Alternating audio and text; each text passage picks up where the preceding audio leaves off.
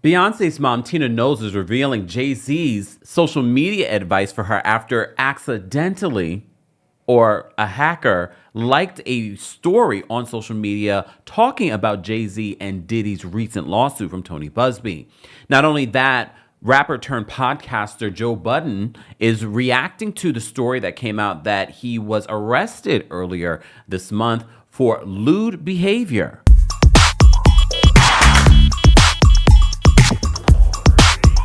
Welcome back to the Kempire channel, your number one source for pop culture news and music, entertainment, reality TV, and so much more. As always, be sure to like this video, subscribe to the channel, and hit that notification bell so you never miss out on breaking news when we go live or when we upload.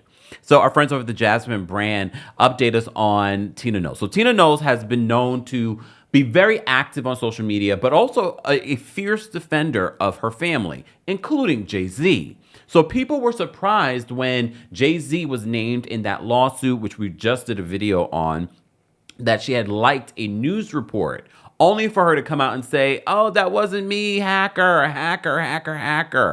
Okay, literally her note said, I was hacked. As you all know, I do not play about my family. So if you see something uncharacteristic of me, just know that that is not me. She says, please stop playing with me. No weapon formed against my family shall prosper. Okay, all right. So according to the Jasmine brand, Tina Knowles recently opened up about social media mishap from earlier this month when she accidentally liked a post referencing her son-in-law Jay-Z's SA allegations. The 70-year-old discussed the situation with the Run-Through with Vogue podcast, explaining how she was occasionally misinterprets posts and unintentionally likes or comments on them, something she has admitted to doing with posts about her own children, Beyonce and Solange. She says, it's so funny because you know how many times I've liked something that was negative about my own children? She continued, because if I'm busy and I'm going through the thing, I'm like, oh, there's Beyonce with so-and-so. I like that. And then the fans come back and say, Miss Tina, please erase that because you're liking some negative posts. And look, if you know someone of a particular age, you know that this is what they do. Even we sometimes just kind of scrolling through, oh, I like that picture, not realizing it might be a story. I'm going to give her grace. But we have to remember, she also came out and said that she was hacked. So they reminded us that shortly after liking the post about Jay-Z's case where he and Diddy are accused of SAing a 13-year-old girl, years ago, Tina clarified on Instagram that her account had been, quote, hacked and emphasized that she would never intentionally disrespect her family. While she didn't address the case directly in the podcast, Tina revealed that she often uses voice to text to compose posts, noting that the technology frequently misinterprets her Southern accent. Lord. She also shared advice Jay-Z gave her about social media. Mind you, he's on social media through the Roc Nation account, shading and coming at Tony Busby. I don't know if he's the person to go to for social media advice. She says, I know that it doesn't understand what I'm saying, and it's got crazy stuff. And my son-in-law, Jay, will say, listen, if you're going to read somebody, at least spell your words right. Like fake physics when you mean psychics? Okay. Don't misspell your words, Ma. You can't do that. Take your time and go over and spell check your stuff. In a response to Jay-Z's advice, Tina says, I don't have time for that. No, you should have time for that. Or you should have, at this particular point, we're talking about people with millions and millions of dollars. You should have a proofreader or your assistant that you probably are helping in this career that's probably an English student or should have been an English student, be able to proofread this before I post this. But clearly they don't have that, or they don't feel like that's important. So what are you guys investing your money in? Because even Jay-Z's posts, he's deleted posts, reposted posts, they have grammatical errors and misspellings. All right.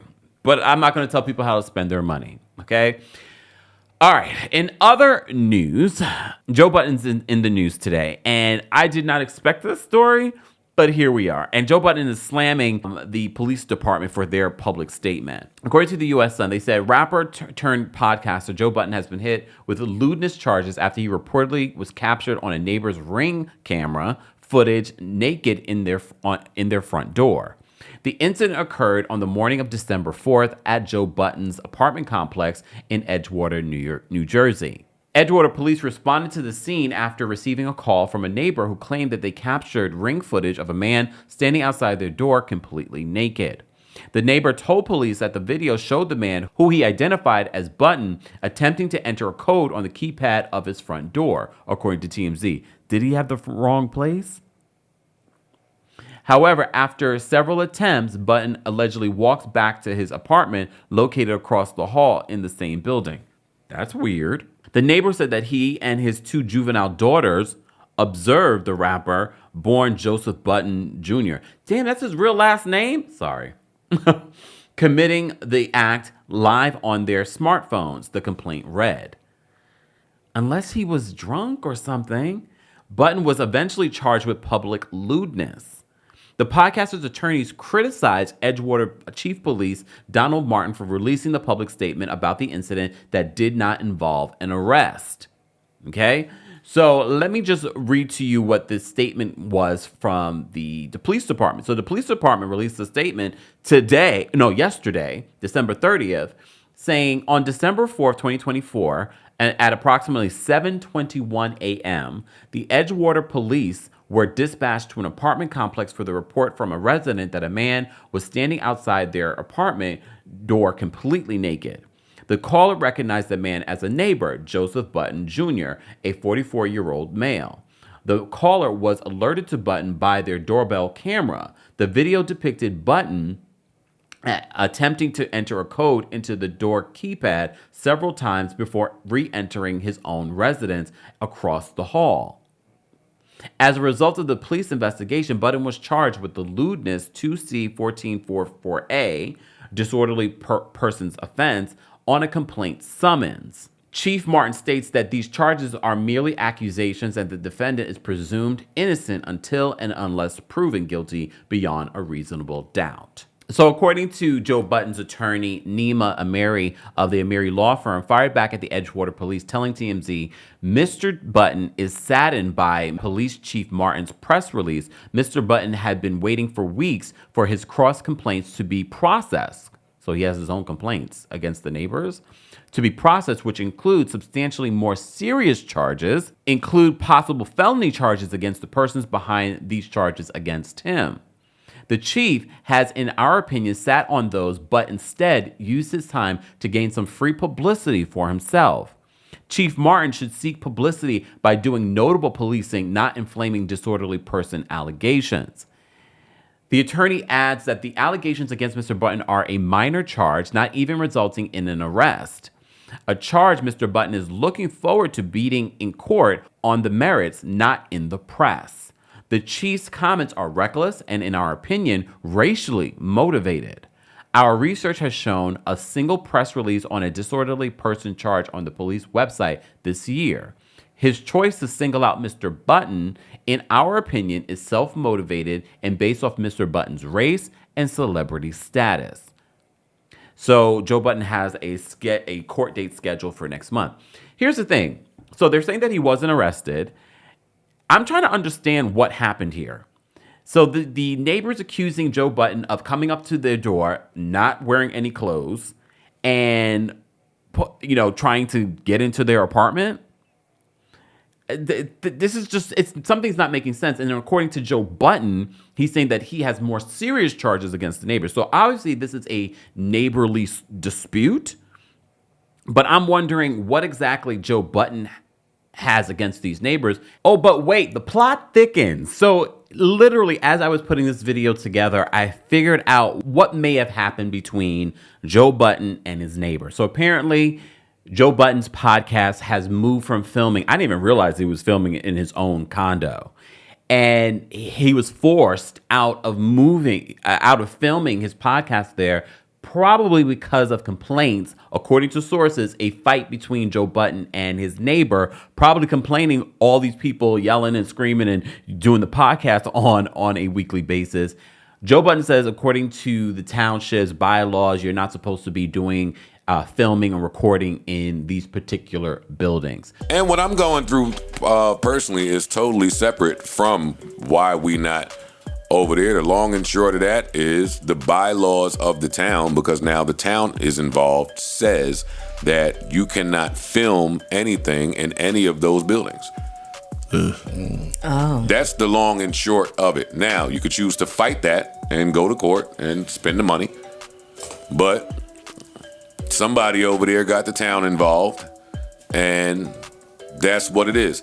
For me, I didn't want none of my people to continue to be surveilled and scrutinized and treated That was a certain way. yeah. I never want that. So we'll truck it on back over here to Queens for a few, and then we'll get to... So it's giving us a little bit more understanding as to what happened. I'm still not understanding why you were trying to put a code into somebody else's apartment and you had no clothes on. That part of the story we haven't gotten into. I'm thinking that he was upset about something and ran out of his apartment. That's what I'm putting together. But clearly he's been having some sort of fight with neighbors in his condo, and now has been forced to record in Queens. Joe Budden, you've made so much money from your podcast and other podcasts under your network. Why haven't you bought a studio space to film and record for yourself and these other podcasts? Even if you didn't buy one and you just rented one, this might be a blessing in disguise. It's going to elevate his business. I get it. It's probably cheaper to film in his home. But he, according to his attorneys, he was not arrested for this. And I guess we'll have to wait and see what accusations Joe Budden has against their neighbor. And apparently the Edgewater police, if they do have these accusations against them, were the neighbors charged as well. We're going to continue to follow the story. Already 2024 is ending and beginning in a weird, odd way.